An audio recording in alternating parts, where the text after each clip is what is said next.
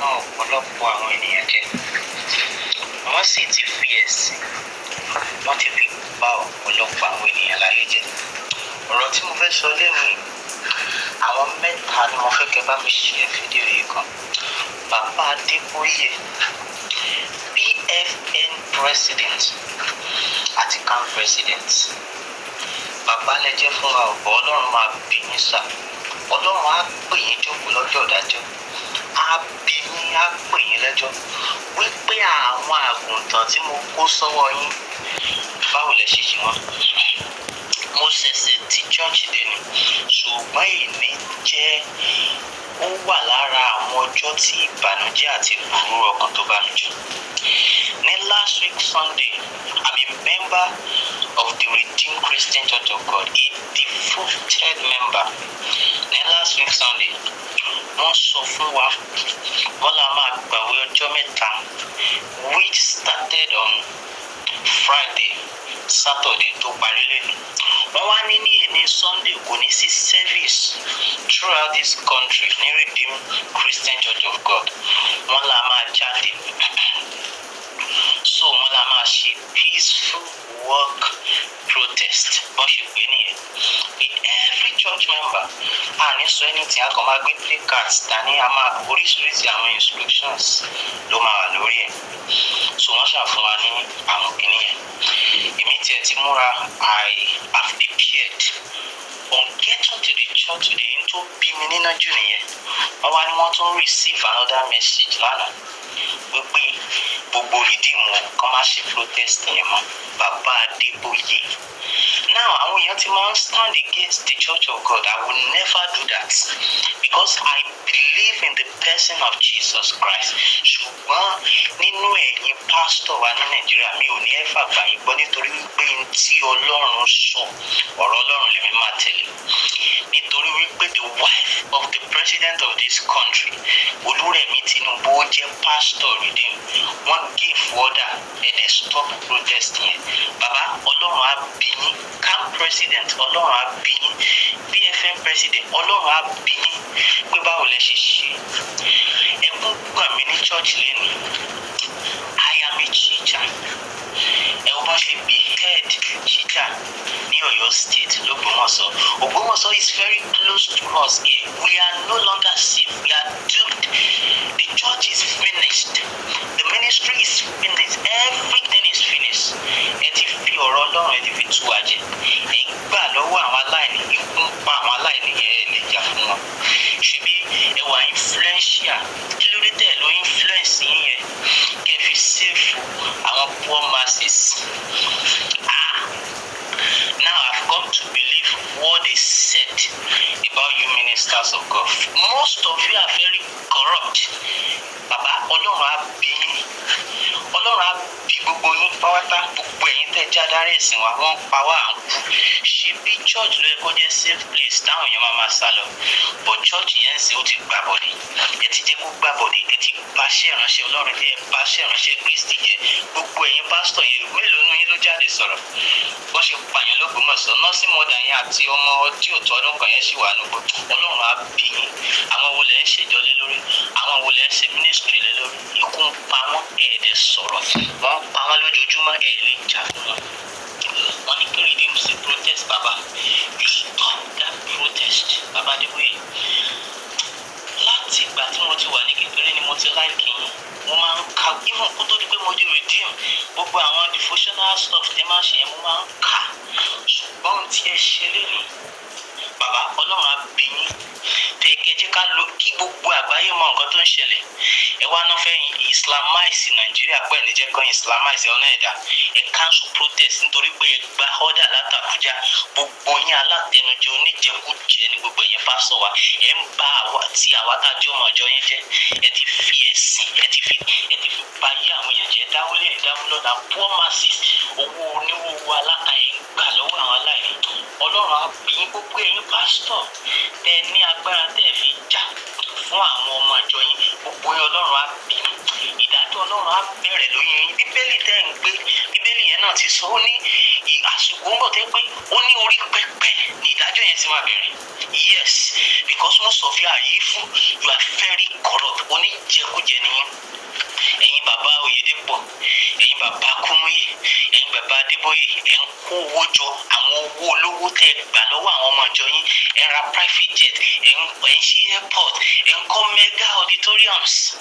Àwọn dẹ̀ ń pa àwọn tẹ́ fẹ́ kó síbẹ̀, ẹ̀ dẹ̀ sọ̀rọ̀, ẹ̀ ní agbára, ẹ̀ ò kọjú ìjà sí àwọn ìjọba yẹn, kẹ́ ẹ sọ fún wọn pé nítorí ṣe ò dáa. Yorùbá ni wá, Tinubu ti wá ní àsìkò gbà tí Tinubu wà ń bẹ̀ ní aburú bá ilẹ̀ Yorùbá jù. Ṣebí kò kàn yín lénìí, ó máa kẹ̀yìn àtẹ̀bíyín lọ́la. Nobody knows who is next. Tàbá fẹ́ jáde kúrò nílé, àdúrà wa ti change, ó ti di pé Olúwa àmọ́ bóyá à ń padà bọ̀, Olúwa pa ọmọ prayer point ti change. Ẹ ń lọ sí abroad, ẹ ń lọ sí Europe, ẹ ń lọ sí American countries. Ṣé bó ṣe rí ń bẹ́ nìyẹn? Ọlọ́run á bí yín. Àwa ni Ọlọ́run kó wa léyìn lọ́wọ́. Ẹ wá ń ṣàyè wa bó ṣe wà. Kí ni yẹn dùn mí? Protest everybody, wọ́n wá ní wọn BFN ti cancel ẹ̀. Ṣé BFN ló lọ́ọ́ fẹ́ ṣe protest tẹ́lẹ̀? Ṣé bí redeem wọ́n wá cancel ẹ̀ nítorí kò tiẹ̀ jọ mí lójú ní last month ní bàbá Adébóyè ń defend Rẹ̀mí Tinubu báwọn ò lè yọ ní pastor nítorí pé ó pass through normal process tó yẹ kó pass through. Pastor ayé lọ́pọ̀lọpọ̀ yìí, mi ìdánilẹ́jọ́ ọ̀nà Jésù ò mọ most of you because ọ̀nà àti jẹ́ àìrí nǹkan jẹ ló gbé yín débi iṣẹ́ ìránṣẹ́. Orílẹ̀-èdè yóò yẹ kẹ́ jẹ́ kájọ sowọ́pọ̀ ká tún ṣe stew náà ẹ̀dẹ̀ tó ń bàjẹ́ sí. Yes, Ọlọ́run á bí yín. Ẹ jẹ́ kí n kàntí bíbélì yẹn tẹ́ ń gbé ká tẹ́ fi ń tàn wá jẹ. Ètò sọ nínú ìwé Joẹ́lì ní Yorùbá, Joel in English. Orí kejì verse 16 and 17 sọ wípé ẹ kó àwọn ènìyàn jọ, ẹ ya ìjọ sí mímọ́, ẹ pe àwọn àgbà jọ, ẹ kó àwọn ọmọdé jọ àti àwọn tí ń mu ọmú, jẹ́ kí ọkọ ìyàwó jáde kúrò ní ìyẹ̀wù ẹ̀ àti ìyàwó kúrò nínú ìyẹ̀wù rẹ̀. Jẹ́ kí àwọn àlùfáà, àwọn ìránṣẹ́ Olúwa sọkún láàrin ìloro àti pẹpẹ. Ó ní kí ẹ sọkún láàrin ìloro àti pẹpẹ. Sì jẹ́ kí wọ́n wí pé dá àwọn ènìyàn rẹ sí, Olúwa, má sì fi ìní rẹ fún ẹ̀gàn tí àwọn kèfèrí yóò fi máa jọba lórí wọn. Èéṣe tí wọn ò fi wí nínú àwọn ènìyàn pé Ọlọ́run wọn á dà? Bàbá, Ọlọ́run yín dà. Oyèdépọ̀, Ọlọ́run yín dà. Bàbá Kúmúyì, Ọlọ́run yín dà. Olúkọ̀yà, Ọlọ́run yín dà. Gbogbo yín Ọlọ́run yín dà. Ẹ má fi ẹ̀sìn, ẹ ti fi ẹ̀sìn báyé àwọn ènìyàn jẹ́. You don't fight for your brothers. Àwọn tẹ́ pè lọ́mọjọ, wọ́n ti slaughter gbogbo wọn. Wọ́n ti displace so many people. Àwọn èèyàn ò nílé lórí mọ́. Ẹ̀dẹ̀ ń wàásù. Irú wàásù wo ló wà lẹ́nu yín? Irú ìwàásù wọn tó wá ní ká ṣe peaceful protest. Ẹ tún wá cancel. Gbogbo ẹ̀yin pásọ̀ yẹn Ọlọ́run á bí. Gbogbo ẹ̀yin tó yẹ pé ẹ ti corrupt ara yín. Nǹkan tẹ̀ ń gbà lọ́wọ́ àwọn olóṣèlú. Ẹ tó yẹ kí ẹ jẹ́ ká pọwọ́pọ̀ ká lé Tinubu dànù. Ní máa yẹ tó jẹ́ ọmọ wa tó wá tó ń fikú pa wá. Ògbómọ̀ṣọ́ bíbá yìí ẹgbẹ́ wa ló wà ní Ògbómọ̀ṣọ́ North. We are very very close. We are no longer safe. Nothing is left. Ẹ wá ń parọ́ ẹ̀ fi tàn wá jẹ. I'm a redeemed Christian Church of God member, a devoted member. I am a teacher by profession. Tí mo bá lọ sí school mi ó bọ́ sínú gbọ́, ẹ̀rù máa ń bà mí ni. Mi ò ní peace of mind. Mo máa ń tẹ̀ kọ́kọ́ wípé táwọn ọ̀gá bá sá lọ bó ní life sí àwọn ọmọ yìí, àwọn ọmọ tá à ń kọ́. Ẹ ti bà everywhere jẹ́. Ẹ̀sìn, ẹ ti fi ẹ̀sìn báyé àwọn ènìyàn jẹ́. Ntí Jésù Kristi àti Ọlọ́run sọ ẹ ò ṣe mọ́. Máa ń wóni lọ́lọ́run yìí. Owó lẹ́ǹsìn, owó. Tẹ́ bá ti rówó yín tó ń ṣe yín ti tán. Nítorí pé Rẹ̀mí Tinubu wà influential. Ẹ wá cancel peaceful protest. Tẹ́ gbogbo rìdíìmù ṣe lé ní. Ẹ dẹ̀ sọ wípé ẹ jẹ́ bàbá ọlọ́run yín dà bíbélì sọ ó ní kí àwọn ènìyàn má bí ọlọ́run yín dà ẹ jẹ́ kí ọlọ́run yín wá sèfù wa kì í ṣe ọlọ́run tèmi mọ̀ tó dá yàtọ̀run kì í ṣòun lèmi mọ̀ tẹ̀ ń sìn mo dá ọ̀tẹ̀ pé bóyá ọ̀lẹ́ ń sìn yes there is God I believe in God and I believe in the person of Jesus Christ but Jésù tẹ́yìn fi ń tú àwọn ènìyàn jẹ mi wọ́n bí tẹ́ ti rí o ọlọ́run yín yẹn dà if truly you have God let him come and save us yes enough is enough ẹ yé dé sí fún àwọn èèyàn ṣé bí náà church náà ti pa àwọn èèyàn ní Kwara State kílẹ̀ rí sẹ́sì camp president you did not talk PFM president ẹ̀ sọ̀rọ̀ ẹ̀dẹ̀ ń parọ́ fáwọn èèyàn ẹ̀ ń gbowó lọ́wọ́ wọn ẹ̀ ń gbó àwọn tó ń jìyà ẹlòmíín bẹ̀kẹ́ ẹlòmíín sá oríṣiríṣi ìdọ̀tí káàkiri kó fi rówó àwọn èèyàn wá. With trim over method, you